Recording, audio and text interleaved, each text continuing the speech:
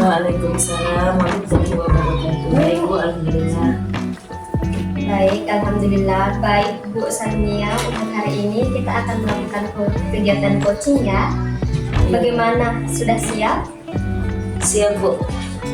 Hari ini saya akan melaksanakan coaching dengan Ibu.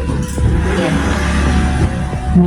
Berhubung dengan tugas saya sebagai observer, ada beberapa hal yang akan saya tanyakan pada Ibu Sania. Yang pertama mengenai praktik coaching kemarin. Bagaimana perasaan Ibu kemarin saat melaksanakan praktik? Iya, untuk praktik coaching yang kemarin itu pastinya saya agak tegang ya Bu, karena memang baru pengalaman pertama. Ya. Baik, karena memang belum terbiasa ya Bu, karena baru pengalaman pertama. Nah, semoga untuk kegiatan kali ini berjalan dengan lancar. Amin. Baik, untuk selanjutnya dalam proses coaching ini kan ada 3 kompetensi yang harus dilakukan, yaitu yang pertama present atau pendengaran penuh, yang kedua mendengarkan dengan aktif dan mengajukan pertanyaan berbobot, yang ketiga memberdayakan coaching. Nah, kira-kira dari ketiga kompetensi ini yang mana yang menurut Ibu lebih? Iya, kalau sesuai dengan pengalaman saya juga yang kemarin Bu, yang perlu saya tingkatkan itu di mengajukan pertanyaan yang berbobot. Baik, jadi Ibu merasa di bagian pertanyaan yang berbobot ya. Iya. Nah, terakhir nih Bu ya, apa yang Ibu inginkan dari proses coaching kali ini? Iya, jadi yang pastinya saya berharap sebentar coach saya akan mendapatkan solusi dari permasalahan yang dia hadapi. Baik, semoga coaching kali ini dapat berjalan dengan lancar. Dan selanjutnya saya persilahkan Ibu untuk melakukan sesi coaching dengan Ibu Mia ya. Baik, selanjutnya saya akan mengamati coaching Ibu dengan Ibu Sania. Apakah sesuai dengan alur kita, dan tentunya untuk bagian pertanyaan berbobotnya nantinya akan saya bisa lihat apakah ada peningkatan atau masih belum. Baik, saya persilahkan kepada Ibu Sania untuk melaksanakan praktik coaching. Terima kasih Bu, dan semoga sebentar lancar.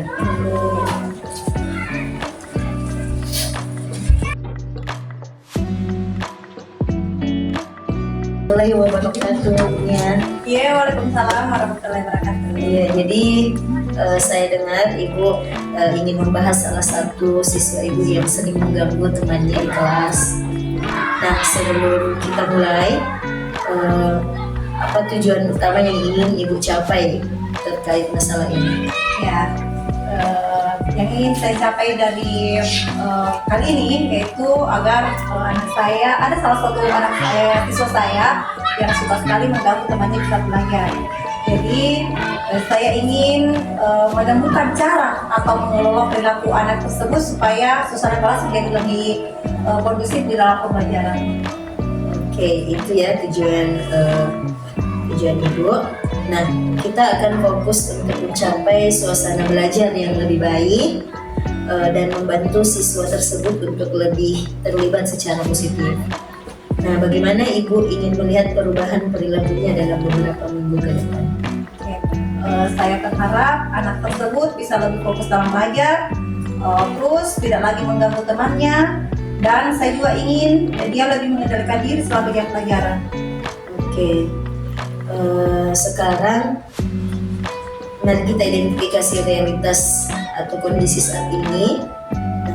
Nah, apa yang sebenarnya terjadi di kelas Ibu, dan bagaimana biasanya perilaku siswa ini, dan kapan perilaku mengganggu itu muncul? Iya. Dia itu sering mengganggu temannya pada saat sedang belajar. Misalnya saya sedang menjelaskan materi di depan kelas atau di depan teman-temannya, terkadang dia suka ganggu temannya, entah diambil bukunya, disembunyikan pensilnya, dan bahkan membuat lelucon-lelucon yang mengganggu temannya. Dan terutama itu di waktu-waktu yang kadang dia bosan ya di dalam menjelaskan materi mungkin atau di dalam mengerjakan sesuatu.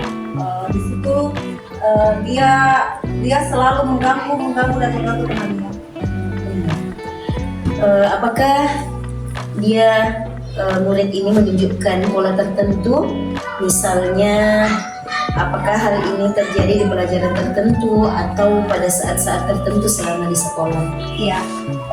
Biasanya dia lebih sering mengganggu temannya pada saat pelajaran yang memerlukan banyak mendengarkan atau menulis. Dia tampaknya lebih tertarik dengan aktivitas yang lebih praktis atau yang melibatkan gerak fisik mungkin. Ya, terus apakah ibu sudah pernah berbicara langsung dengan murid dengan murid ini mengenai perilaku tersebut? Pernah Bu, tapi reaksinya itu biasanya berupa janji bahwa dia tidak akan mengulangi lagi. Tapi meskipun seringkali dia mengucapkan janji itu, tapi seringkali juga dia ulang kembali pada waktu yang beberapa waktu setelah dia mengucapkan janji itu. Oke, baik Ibu. Jadi dari yang Ibu sampaikan, ini saya bisa tangkap bahwa tampaknya dia mungkin merasa bosan atau kurang tertantang di beberapa momen tertentu. Nah, sekarang mari kita coba membuat rencana. Jadi menurut Ibu, apa yang Ibu bisa lakukan untuk mengatasi situasi ini? Ya, saya berpikir untuk memberikan dia tanggung jawab khusus di kelas mungkin ya Bu. Mungkin sebagai asisten saya, anggaplah sebagai asisten saya untuk membantu saya, misalnya dia membantu saya di dalam menyiapkan pembelajaran, misalnya media-media mungkin, dan dia juga terlibat supaya dengan seperti itu dia terlibat aktif di dalam kelas. Jadi mungkin pembelajaran juga saya susun lebih bervariasi sehingga tidak monoton. Oke.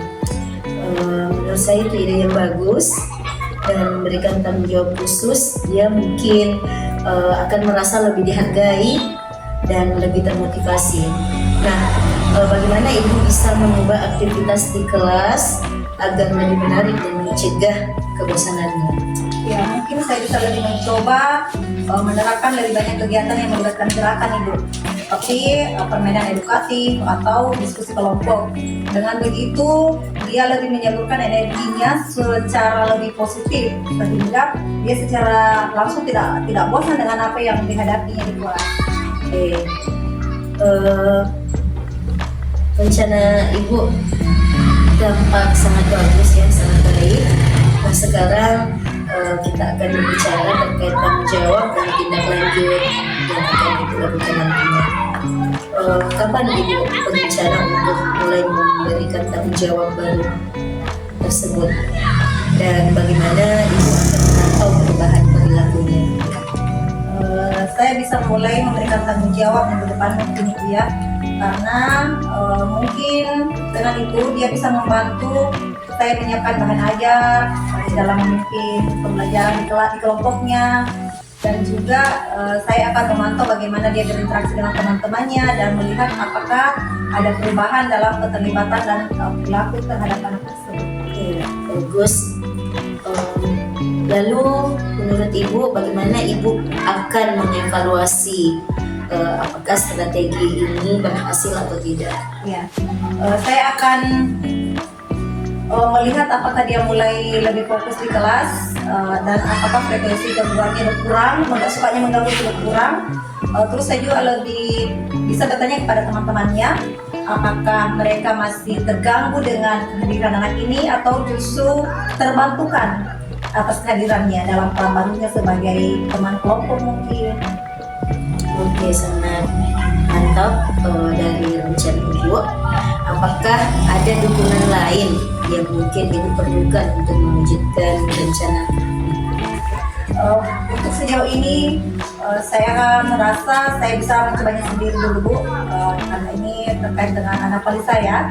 Tapi mungkin jika perlu nanti saya akan berbicara dengan teman sejawat di kantor atau teman-teman kelas yang lainnya terhadap apa masukan yang bisa diberikan dengan menghadapi anak yang Oke, itu yang itu langkah yang bijaksana. Saya yakin Ibu akan bisa melihat perubahan positif dengan rencana ini. Kita bisa bertemu lagi beberapa minggu ke depan untuk mengecek kemajuan dari rencana Ibu. Nah, bagaimana perasaan Ibu tentang rencana ini? Saya merasa optimis ya Ibu.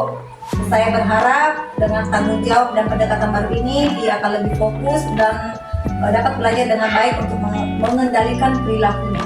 Jika yakin begitu Ibu, terima kasih atas komitmen Ibu. Ya, terima kasih banyak Ibu. Saya juga sangat terbantu dengan saran-saran yang diberikan dan saya akan segera mulai dan kita bisa diskusikan di lain hari Bu setelah saya melakukan pembelajaran ini kepada siswa tersebut. Ya, sama-sama Bu. Saya senang Ibu mengambil langkah ini. Insyaallah sampai jumpa di minggu depan. Semoga semuanya berjalan dengan lancar. Ya, terima kasih banyak Ibu.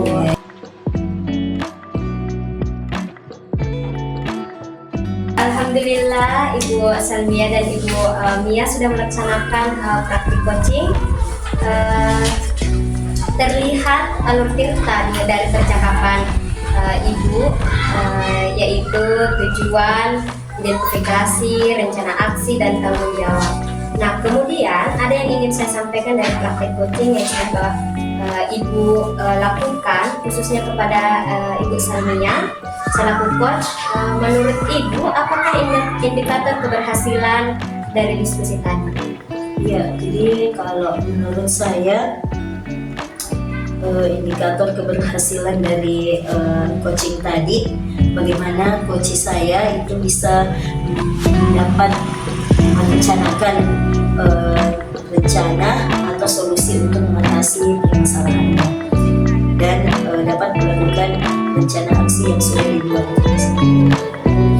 Jadi untuk rencana aksi dan solusi nantinya akan Ibu Mia lakukan pada pembelajaran selanjutnya Bu.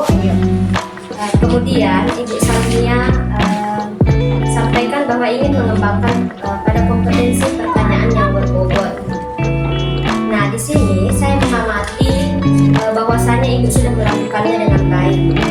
Memberikan pertanyaan yang berbobot akan membuat coach menjadi lebih terbuka dan merasa nyaman dalam menggali solusi dan permasalahan